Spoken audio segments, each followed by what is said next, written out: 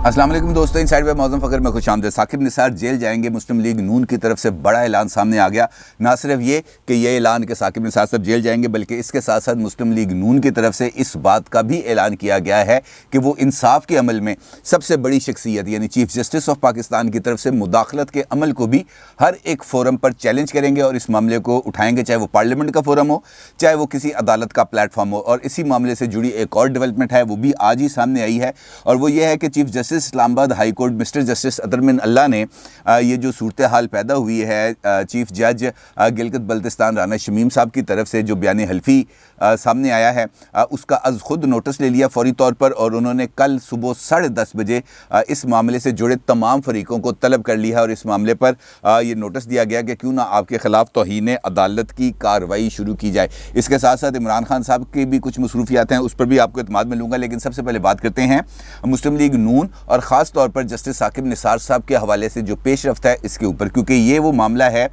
जो एक तरफ पाकिस्तान में जो इंसाफ का अमल है उसके ऊपर बहुत बड़े सवालात उठाता है, और दूसरी जानिब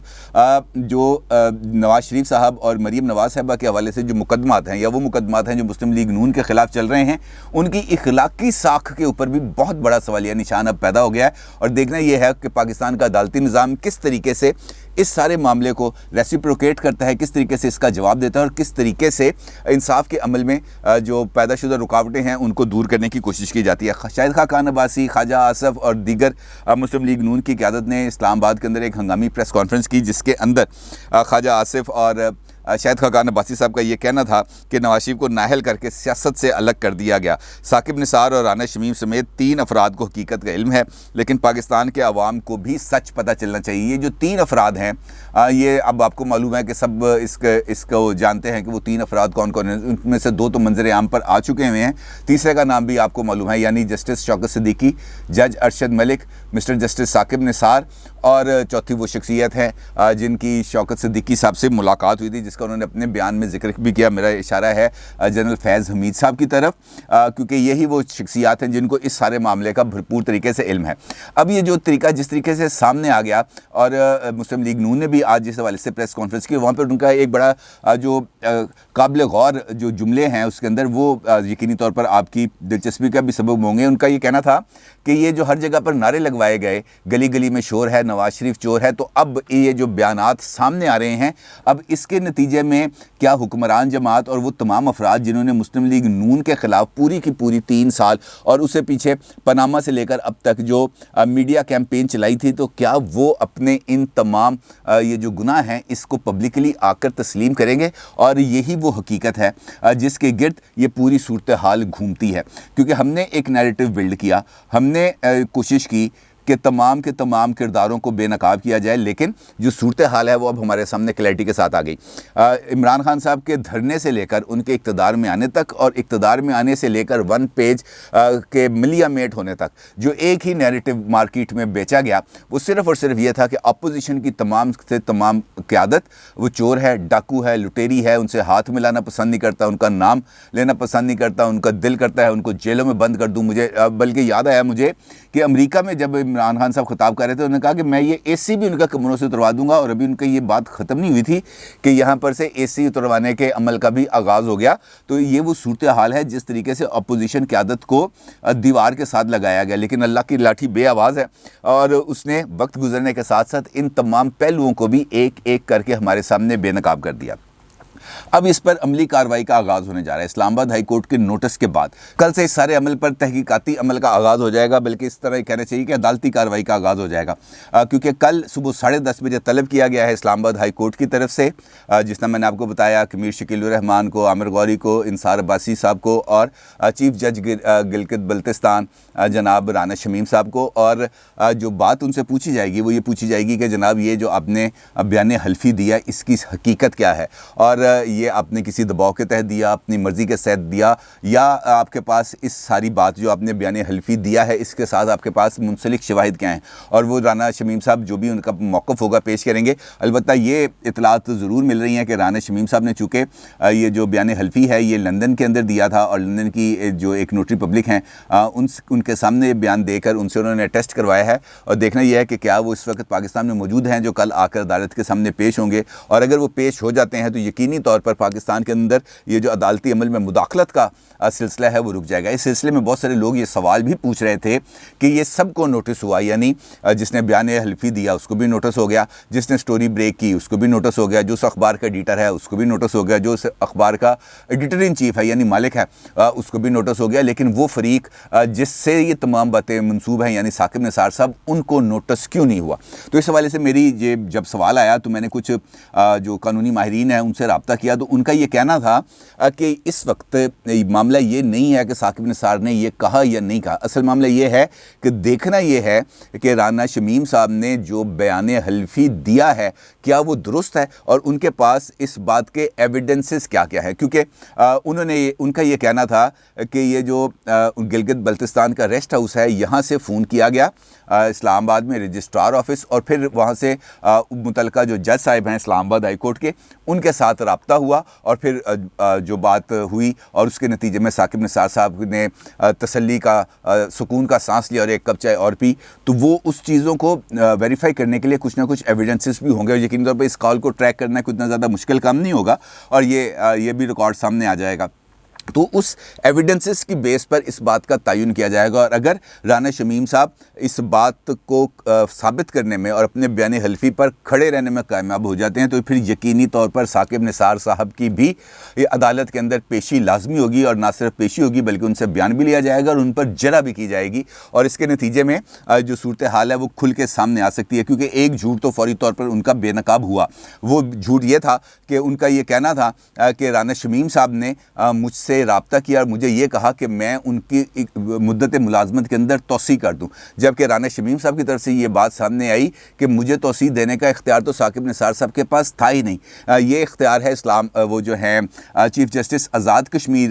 ان کا یہ استحقاق ہے کہ وہ مجھے ایکسٹینشن دے سکیں یا نہ دے سکیں۔ ثاقب نثار صاحب سے نہ کبھی ایکسٹینشن مانگی نہ وہ ان کے پاس دینے کا اختیار تھا، لہٰذا یہ وہ جو چھوٹی چھوٹی کڑیاں ہیں یہ ایک دوسرے کے ساتھ جب جوائنٹ ہوں گی تو ہمارے سامنے پکچر زیادہ کلیئرٹی کے ساتھ سامنے آئے گی، اور اس تصویر کو بالکل صاف ہونا بھی چاہیے، کیونکہ پاکستان کے عوام یعنی مجھے اور آپ کو، ہم دونوں کو اس بات کا حق حاصل ہے کہ ہم حقیقت تک پہنچے، ہم جانیں کہ ہمارے جو لیڈرز ہیں، چاہے وہ نواز شریف صاحب ہیں، چاہے وہ عمران خان صاحب ہیں، چاہے وہ آصف زرداری صاحب ہیں، وہ ہم سے کتنا سچ بولتے ہیں، کتنا جھوٹ بولتے ہیں، اور ان پر لگائے گئے الزامات کی حقیقت کیا ہے، کیا وہ درست ہیں، کیا وہ غلط ہیں، اور اگر وہ الزامات غلط ہیں تو پھر وہ الزام لگانے والوں کے خلاف کارروائی ہونی چاہیے، اور اگر وہ درست ہیں تو یقیناً ان کے خلاف بھی قرار واقعی سزا ملنی چاہیے۔ اب اس صورتحال میں یہ بھی حکومت کے لیے ایک بہت بڑا سیٹ بیک ہے، کیونکہ اگر ہم دیکھیں ایک ویک کی کارروائی تو اس ایک ہفتے کے دوران حکومت کو پے در پے جو پسپائی ہے اس کا سامنا کرنا پڑا، چاہے وہ جوائنٹ سیشن ہو، چاہے وہ پارلیمنٹری پارٹی کا اجلاس ہو، یا اس کے بعد اتحادیوں کے ساتھ ہونے والی بات چیت، اور اس کے نتیجے میں عمران خان صاحب اپنے جو بنیادی ایجنڈا ہے جو ان کے لیے گیم چینجر منصوبہ ہے، یعنی electronic voting machines, overseas Pakistanis کے لیے ووٹنگ رائٹ، اور نیب آرڈیننس کے ترمیمی بل، اس کی منظوری وہ کروا سکیں، اور ابھی تک ان کو اس میں کامیابی نہیں ہو سکی۔ اسی حوالے سے اور یہ تمام صورتحال جو اس وقت پیدا ہوئی ہے رانا شمیم صاحب کی طرف سے بیان حلفی آنے کے بعد، اس ساری صورتحال پر غور کے لیے پرائم منسٹر آفس کے اندر 2 اجلاس ہوئے، آج وہ دونوں بہت امپورٹنٹ ہیں، لیکن اس سے پہلے کل بھی ایک اجلاس ہوا۔ کل جو اجلاس ہوا اس کی سگنیفیکنس یہ ہے کہ اس اجلاس میں اس بات پر غور کیا گیا کہ ہم یہ پارلیمنٹ کا جو جوائنٹ سیشن ہے اس کا سیشن کو کب بلانا ہے، آج بلانا ہے، کل بلانا ہے، پرسوں بلانا ہے، اور عمران خان صاحب کا یہ کہنا تھا کہ کوشش کریں کہ یہ اجلاس 19 سے پہلے ہو جائے، اور بابر اعوان صاحب کی یہ ذمہ داری لگی کہ بابر اعوان صاحب جائیں اسپیکر نیشنل اسمبلی کے ساتھ اور ان سے پوچھیں کہ ہم کب تک یہ جوائنٹ سیشن کو کال کر سکتے ہیں، اور وہ ملے جا کے اسد کیسر صاحب سے بابر اعوان صاحب، اور انہوں نے آ کے پرائم منسٹر کو اس بات میں رپورٹ دی کہ جناب اسپیکر صاحب کہتے ہیں کہ جب آپ کے پاس نمبرز پورے ہوں آپ آ جائیں، اور نمبرز پورے والا معاملہ اس وقت عمران خان صاحب کے لیے بڑا پرابلم ہے، کیونکہ اتحادی بالکل کھل کے سامنے آ چکے ہیں۔ کل مسلم لیگ کاف کی طرف سے جوائنٹ کمیونیکے آیا، ان کی جو 2 روزہ اجلاس تھا مرکزی مجلس عاملہ کا، جس کے اندر واضح طور پر ان کا یہ کہنا ہے کہ اس وقت جو عوام کی مجبوریاں ہیں، جو عوام کی مشکلات ہیں، ہم اس سے خود کو الگ نہیں کر سکتے، اور موجودہ حالات میں حکومت کے ساتھ چلنا مشکل نظر آ رہا ہے، اور ساتھ ساتھ البتہ یہ ضرور ہے کہ وہاں پر اس حوالے سے بات ہوئی کہ اتحاد میں رہنا چاہیے، اتحاد میں نہیں رہنا چاہیے، لیکن تمام تر فیصلوں کا اختیار دے دیا گیا ہے پرویز الہی صاحب کو۔ دوسری طرف جو ایم کیو ایم ہے اس کی طرف طرف سے بھی جو رد عمل ہے وہ سامنے آ رہا ہے. فواد چودھری صاحب نے جو ان کے اوپر کہا تھا کہ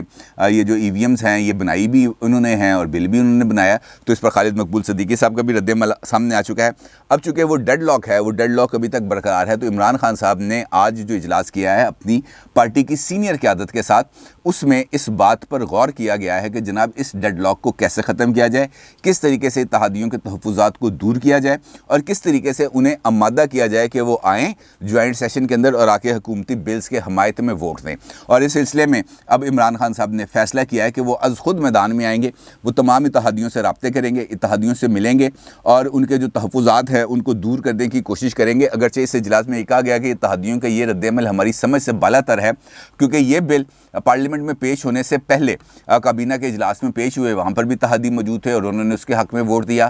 جب یہ ای وی ایمز انتخابی اصلاحات کے حوالے سے بل قومی اسمبلی میں پیش ہوا تب بھی اتحادیوں نے اس کے حق میں ووٹ دیا. پھر جب یہ سینٹ میں پیش ہوا تو سینٹ میں اس کو مسترد کر دیا گیا. تو یہ کس طرح اتحادی کہہ سکتے ہیں کہ ہمیں ساری صورتحال پر اعتماد میں نہیں لیا گیا. اور